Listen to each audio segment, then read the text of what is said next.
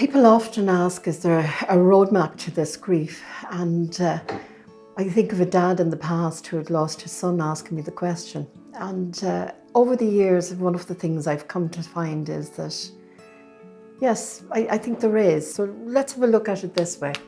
I think it's like a journey through a valley from the time of loss on one side of it to a place of accommodation on the other. And that's about accommodating our loss.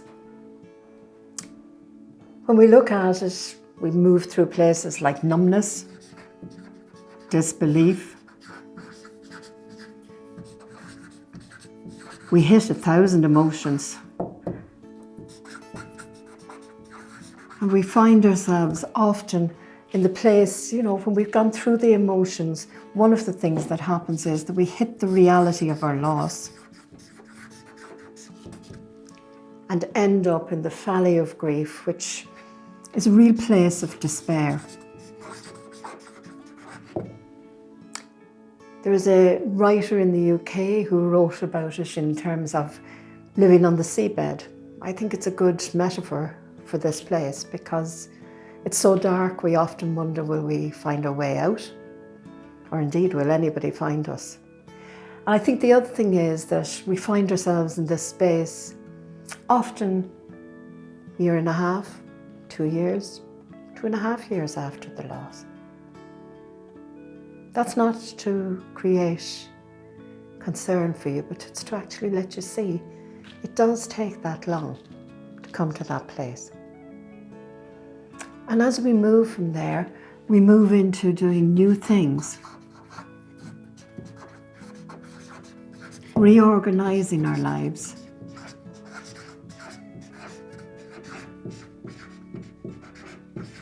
and in time coming to accommodate our grief within us. One of the things with grief is it never actually goes away. We actually grow to contain it. But you know just as well as I do, even already, that it doesn't go along in a nice, neat line like this. The thing we discover is that grief moves within minutes and hours in a day. We can be doing our day-to-day tasks,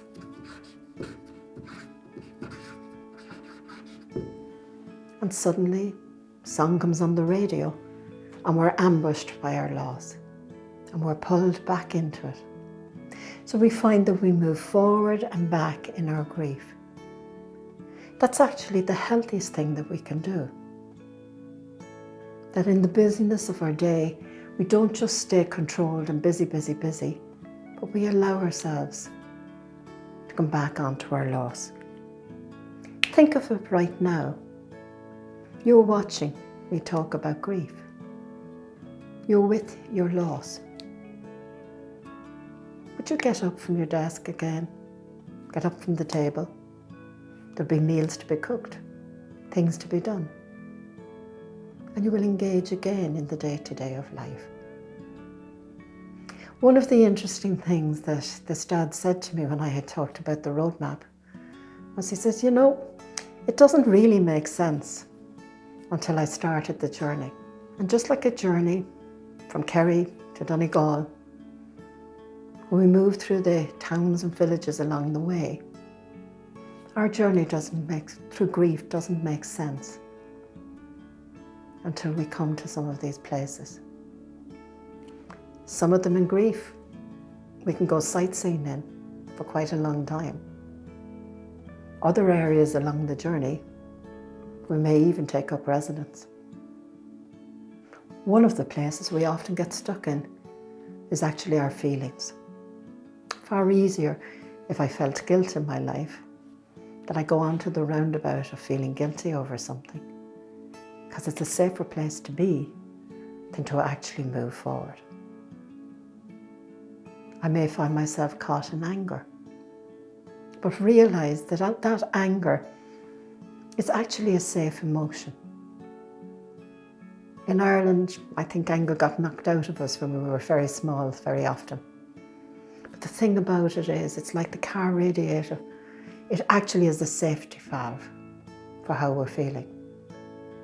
I often think of anger like the bottle, the champagne bottle, and it's the cork on the top. Inside are 1,000 of these emotions, and buried underneath is our hurt. The unfairness of it all. The unfairness that we have lost this child. The other place that we can get stuck is somewhere along the valley bed here, where maybe time has passed and we actually think, gosh, people will think that there's something really wrong with me. If I actually tell them that I'm still not feeling 100%. And it's one of the places where often it's important that we can connect into groups like Anam Cara.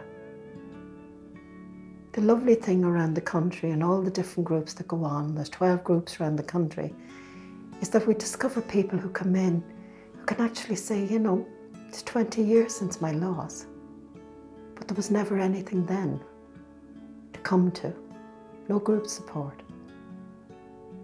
And now they can come and they can share their story. Because in the loss of our children, I think there's 4 stories to be told. One is the story of the event that has happened. What happened to my child? The second, even richer one, is the story of the relationship.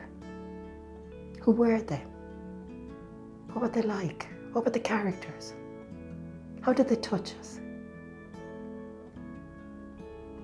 The third one is really important. It's the story of legacy. What lessons in life have they left behind for us?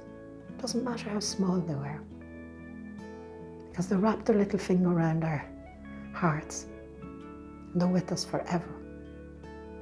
And in time, if we actually allow ourselves the space to be with other parents, to be able to share our stories, to reframe the pain, we can actually in time tell the 4th story, which is how we have adjusted to these losses.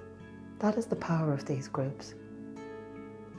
It's a club no one wants to belong to. But together, the kindness of strangers can help each other through.